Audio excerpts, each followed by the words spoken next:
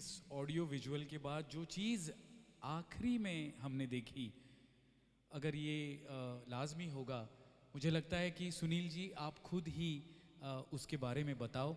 तो एक बार जोरों शोरों वाली तालियां RFCM के सर्वे सर्वा जिन्हें मैं कह सकता हूं, वो सुनील वाडकर जी हमारे साथ हैं।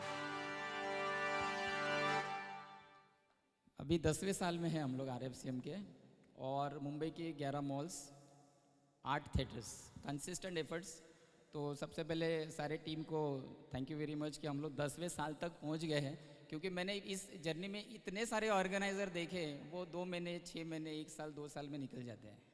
तो 10 साल के एफर्ट्स हैं, और सिर्फ एक कमी यहाँ पे है जो पूरी करने के लिए आप लोग हमें सहयोग दे सकते हैं।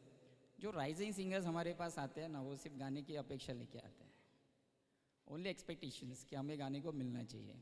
फिर मैं सिलेक्ट होऊंगा नहीं होऊंगा, तब मैं सोचूंगा टिकट बेचूंगा कि नहीं, किसी को ऐड के लिए बोलूँगा कि नहीं, स्पॉन्सर के लिए मैं किसी को अप्रोच करूँगा। ये सिर्फ एटीट्यूड अगर बदल देना राइजिंग सिंगर, तो ये जो वीडियो आपने यहाँ पे देखा कलाकार भवन, ये हकीकत में अगले 3 साल में बनेगा, अगले 3 साल में। और ऐसी कोई कल्पना पूरे इंडिया में किसी ने नहीं की है।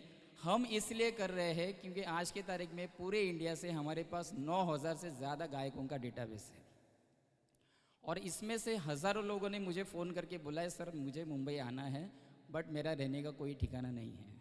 और इसके लिए कलाकार भवन की निर्मित हम लोग कर रहे हैं। इसके लिए 1.5 एकड़ का प्लॉट हमने ऑलरेडी रिजर्व किया है महामुंबई में, जो खोपटा टाउनशिप सिडको का बन रहा है।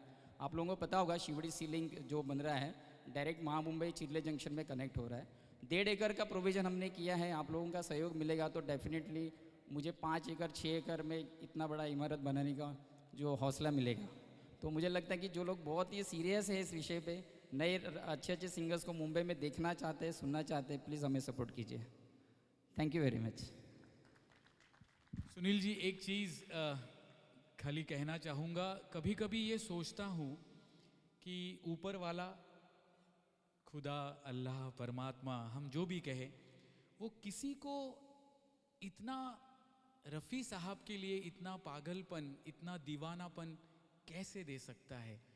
कभी कभी जेलसी सी महसूस होती है सुनील जी, मगर मुझे लगता है कि रफ़ी साहब के लिए अपनी दिन और अपनी रात एक करने वाला एक नेक कलाकार मैंने देखा है। क्योंकि कलाकार ये हमेशा अच्छा इंसान होगा इसकी कोई गारंटी नहीं है, मगर एक अच्छा इंसान और नेक कलाकार मेरे रूबरू यहाँ पर पास में खड़े हैं, उनके लिए तालियों की बौछार होनी चाहिए।